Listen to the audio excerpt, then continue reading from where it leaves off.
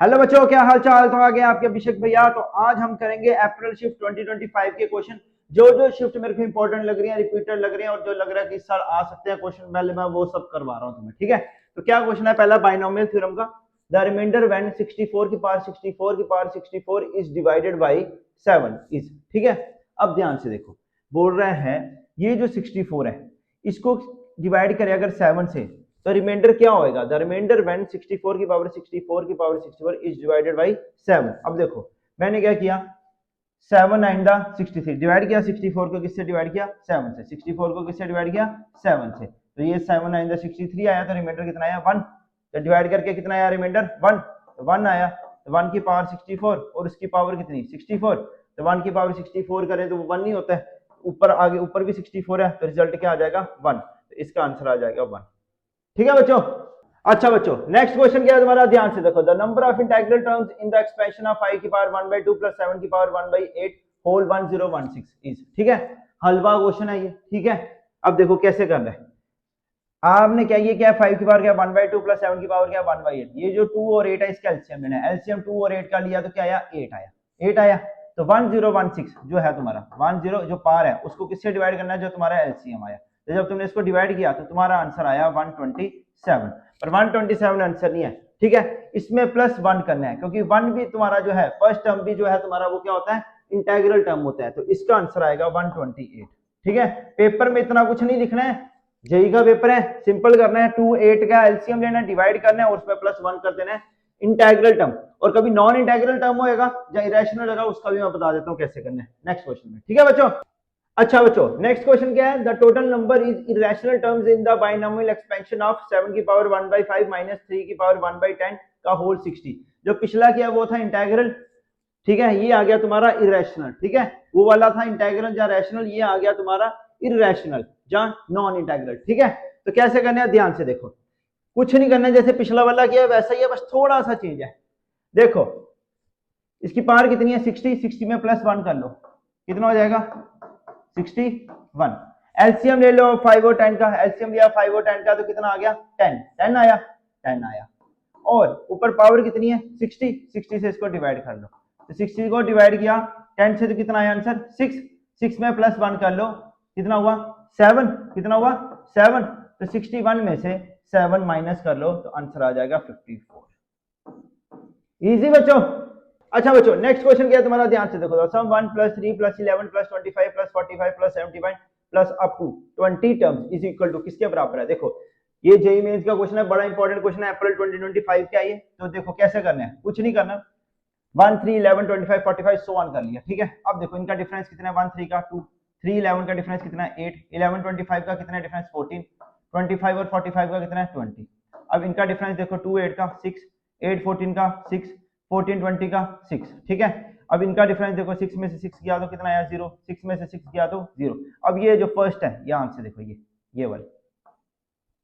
ठीक है, ये क्या है 1 2 6 0, 1 2 6 0। ये जो स्टार्टिंग वाले हैं इन नंबर्स को लिख लो 1 2 6 और आगे क्या है 0 0 लिखा नहीं लिखा कोई बात नहीं। ठीक है, अब देखो इसको क्या करो बाइनोमियल की तरह ट्रीट करो, 1 इंटू एन, इधर 2 इंटू एन और n माइनस 1 अपॉन 2 फैक्टोरियल, बीच में प्लस का साइन डाल लो, प्लस इधर भी 6 into n, n minus 1 n minus 2 upon 3 factorial. अब ध्यान से देखो 2 अपॉन 2 फैक्टोरियल क्या होता है, देखो 2 अपॉन 2 फैक्टोरियल 2 फैक्टोरियल 2 इंटू 1 तो ये कट जाएगा। ठीक है, 2 और 2 फैक्टोरियल। वैसे 6 अपॉन 3 फैक्टोरियल ये भी कट जाएगा, 3 फैक्टोरियल को लिखा 3 into 2 into 1, 6 upon 3 to the 6 तो ये कट गया। अब कितना बोला उसने, अप टू 20 टर्म्स बोला, तो n कितना है तुम्हारा 20, तो जहां जहां n है वहां 20 डाल दो, तो इधर n आया तुम्हारा 20, 20 प्लस, अब इधर ध्यान से देखो n कितना है 20, 20 20 का 20 लिख लिया, चलो 20 में से 1 निकाला तो कितना आ गया 19, प्लस प्लस का प्लस आ गया।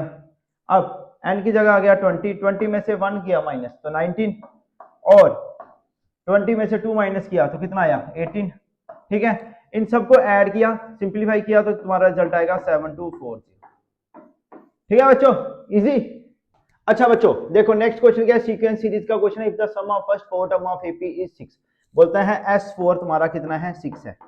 ठीक है, sum of first 4 term of AP 6 and the sum of first 6 term is 4, ठीक है।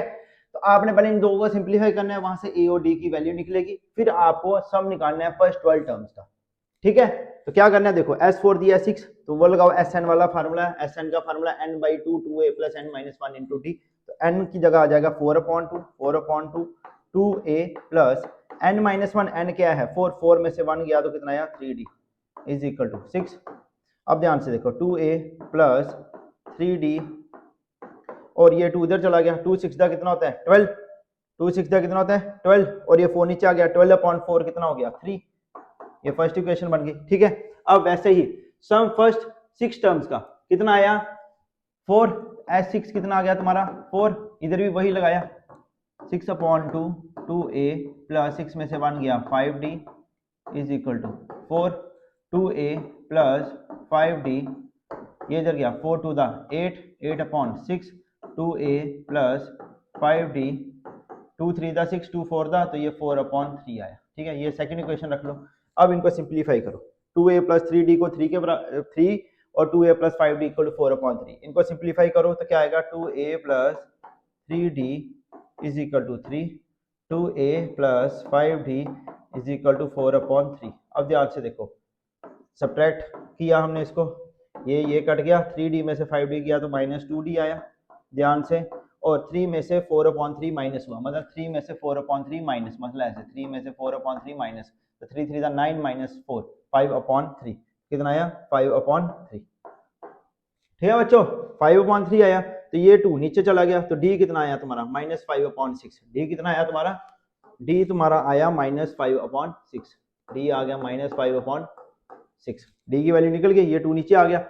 अब ये तुम्हारी इक्वेशन थी 2a + 5d = 4/3 और एक थी 2a + 3d = 3, तो हमने क्या किया 2a + 3d = 3 में इस d की वैल्यू डाल दी, तो हमने डाला 2a + 3, d की जगह क्या डाला, d की जगह डाला -5/6 = 3, ठीक है। अब ध्यान से देखो 2a, ये 3 1 दा, ये 3 2 दा, तो ये आ जाएगा -5/2 = 3, 2a = 3 माइनस का इधर आके प्लस का हो गया 5/2, 2a एलसीएम लिया, सिंप्लीफाई किया पूरा इसको, तो इसका आ गया 11/2, तो a आ गया तुम्हारा 11/4, ठीक है। अब a आ गया 11/4 और d तुम्हारा आ गया -5/6। अब तुम्हें निकालना क्या, सम निकालना है फर्स्ट 12 टर्म्स का, तो S12 निकालना है, क्या निकालना है S12, तो 12/2 2a, a क्या है 2 × a क्या आ गया 11/4 प्लस n-1, n है क्या 12, 12 में से 1 गया माइनस, तो कितना हो गया 11,